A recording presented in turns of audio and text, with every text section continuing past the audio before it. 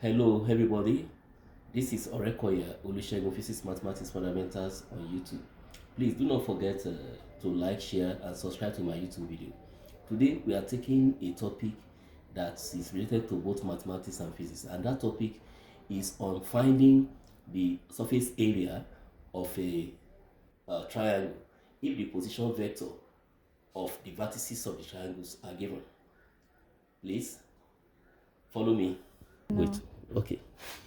Yeah, this is the question. The question says the position vector of points A, B, and C of a triangle are A 8, 4, minus 3, and then B 6, 3, minus 4, C 7, 5, minus 5. All this one, they form what is called the coordinates of that particular triangle. Now I want to pinpoint something. Let's say we have a straight line with points P1 with coordinate x1, y1, and point P2 with coordinate x2, y2.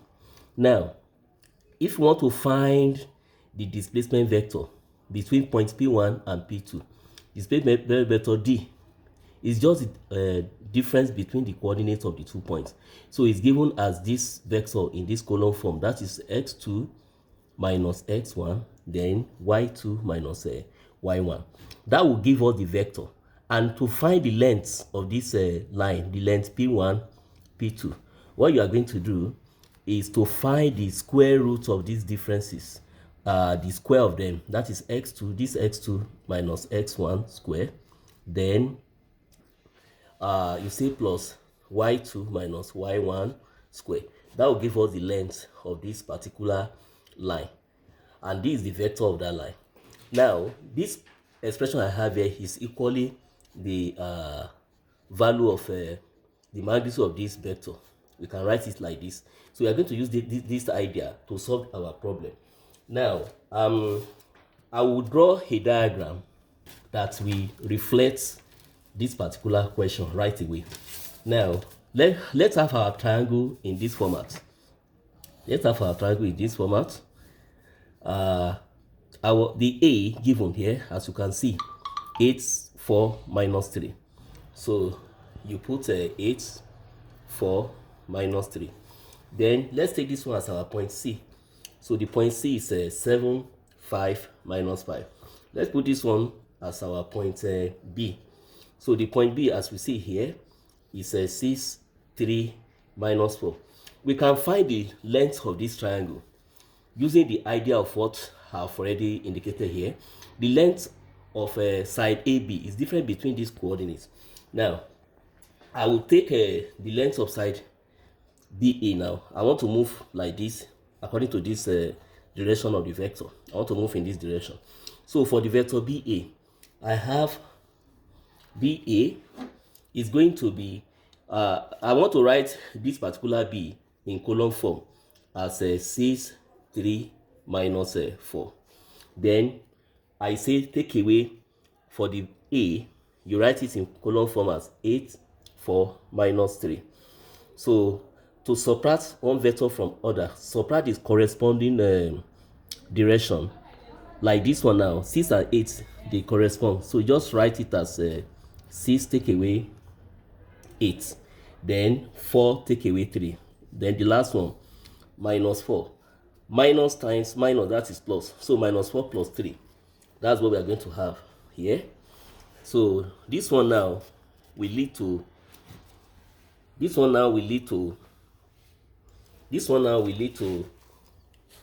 2, 1, 1, because 6 minus 8 is 2, 4 minus 3 is 1, minus 4 plus 3 will give us 1.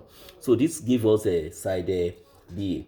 Now to get the side AC, we find the difference between these coordinates, like what I have done formally here. So the vector of side AC is given as difference between these coordinates. That is where I stop. This is the tail of this vector and this is the edge. So you always subtract the tail from the edge. So the head here now is 7, 5, minus 5. Take away the tail of this vector. That is I have 8, 4, minus 3. So we do the subtraction. 7 take away 8, it will give us 1. And 5 take away 4 will give us 1. Minus 5 minus 3 minus times minus, that's plus. Minus 5 minus 3 is going to give us minus 2. So we've gotten that. Now for this side CB, this will be the tail of the vector, and this is the head of that vector. So we subtract the coordinates of the tail from the coordinates of the head. So what I'm going to have now, moving from C to B, I have it as CB is going to be 6, 3 minus 4. I'm writing this one as a column form. Then you say take away this other one. That is 7, 5 minus 5. So I'm going to have 6 minus 7 will give us 1. 3 minus 5 will give us minus 2. And then minus 4 minus 5. Minus times minus, that's plus. Minus 4 plus 5 will give us 1. Now, I've gotten all of these vectors. To get the magnitude, you just say the square roots of these answers that I have here. You square them. So what I'm going to have now is that for this BA now, the first BA, the magnitude of that particular vector that I have here is going to be square root of each of these one. You square them. That is 2 square plus 1 square plus 1 square. So if you look at it now, 2 square will give us 4. 1 square is 1, 1 square is 1. So this will be 1 plus 1, 2 plus 4. That will give us square root of 6. Now we move down to finding the magnitude of this next one.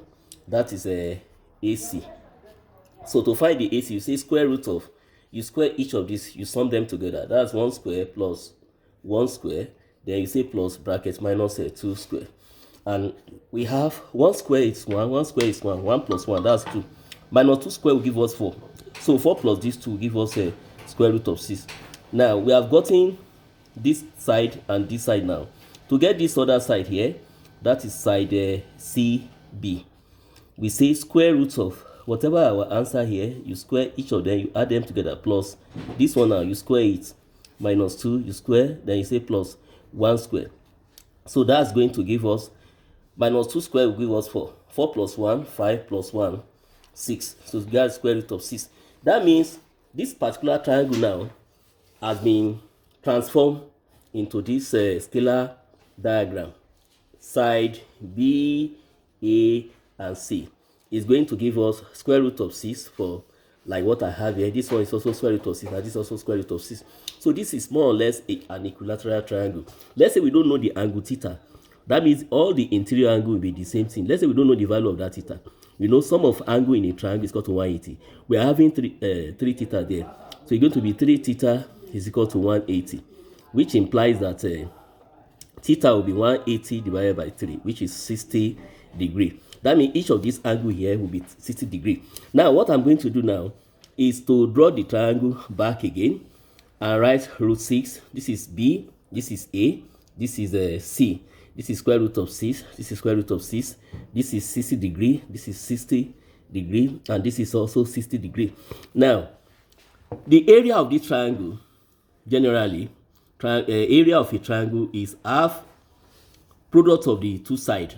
I want to take these two sides now, this particular two sides, product of the two sides. That's going to be two sides, let's say side BA, product of side BA, then times side BC. Then we'll now say sine of angle between them. The angle between them is 60 degree. So I'm going to have BA is square root of 6. Then times square root of 6 again. Then sine 60 degree. How do I get sine 60 degree without using table? Go back to this triangle. Divide this triangle vertically downward. If you divide this triangle here now, I'm going to have root 6 here. Then what I'm going to have here is going to be half of this total length. That will be root 6 divided by 2. This place also will be root 6 divided by 2. And this place remains as root 6. Then this, when I divide vertically, this side will be 30 degree. This side too will be 30 degree. This one remains as 60 degree. And the angle, the vertical angle here will be 90 degree. So let me pick one of these triangle out. I want to pick this part out. If I pick this part out now, I'm going to have something like this. It's going to be like this. This is root 6. I've taken this one as 30. I've just derived that from there. Then this is 60, and this is a root 6 divided by 2. And a sine of, and now this particular height of this triangle, I don't know it. So using Pythagoras theorem, you know Pythagoras theorem, the hypotenuse square. The hypotenuse is the side that is facing angle 90 degrees. That means this particular root 6 square is equal to a square plus root 6 divided by 2 square. So to get this h, we take root 6 square, then minus, when we carry this one to the other side, become negative. That's a root 6 divided by 2, everything square, is equal to a square. Root 6 square will give us 6 minus root 6 here will give us 6 divided by 2, which is a square, no, divided by 4, because this particular square is affecting the one down. So 2 square will give us 4. So this can be reduced as 6 minus, I can reduce this fraction as 3 divided by 2 is equal to a square. So in a nutshell, if I find the LCM, this will be LCM 1 into 2, 2 times 6, that's 12, minus 2 into 1, 1 times 3, 3. So I'm going to have h squared. 12 take away 3 will give us 9 divided by 2. So what I'm going to have now is going to be a square root of 9 will give us root 2, square root of 9 will give us 3 all over root 2. So this 3 over root 2 I can rationalize as times root 2 all over root 2. So what I'm going to have here will be 3 root 2 divided by 2. That will give us this particular height of the triangle here. So the height now have taken it to be 3 root 2 divided by 2. Now, the area of that triangle now, substituting for the sine of, because if I want to take a sine 60 degree now, it's going to be opposite over hypotenuse. That is sine 60. Let's move down to this place. From this diagram here, sine 60 degree. Look at this diagram here. Sine 60 degree is equal to opposite over hypotenuse, and the opposite is root 3 divided by 2 over 2. So I'm going to have 3 root 2 divided by 2, then over hypotenuse means divided by root 6, which can be written as 3 all over 2, 3 root 2 over 2 times 1 all over root 6. So if you look at what we have here now, this will give us 3 root 2 all over 2 root 6. That is the sine 60 degree. I can substitute this one now here. So the area now is half root 6 times root 6 will give us 6. Then times I have 3 root 2 divided by 2 root 6. Now, if you see now, 2 can divide 6. 2 here 1, 2 in 6, 3. 3 times 3, that will give us 9 root 2 all over 2 root 6. Now, this root 6 can also be written, if I have the area now of my triangle as 9 root 2 divided by 2 root 6. I can rationalize this root 6 by multiplying up and down by root 6. So if I multiply the down one now, root 6 times root 6 give us 6. 2 times 6 give us 12. So I have here now, I'm going to have 9 times root 2 times root 6 give us a square root of 12. And then the square root of 12 can be broken down as, this 12 can be broken down as 4 times 3. Then all over 12. 3 can go in 9 and 12. 3 in 9 will give us 3. Square root of 4 will give us 2. Then root 3 all over. Like I said, 3 in 9 is 3. 3 in 12, that's give us 4. 2 here 1, 2 in 4, that's give us 2. So the answer is 3 root 3 divided by 2 unit square. So that give us the surface area of this particular triangle that we've done. I believe that you must have learned 1 or 2 things on what we've done so far. So good in determining the surface area of a triangle given the 3 vertices of that triangle. Thank you so much. Once again, this is Orekoya Fumi Olusegun, Physics Mathematics Fundamentals on YouTube. Have a nice day. Bye.